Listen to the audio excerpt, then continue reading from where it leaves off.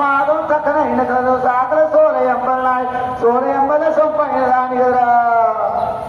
7 గవనాయి 8 దర్శనలు 12 గవనాయి ఈ పక్క దర్శనలు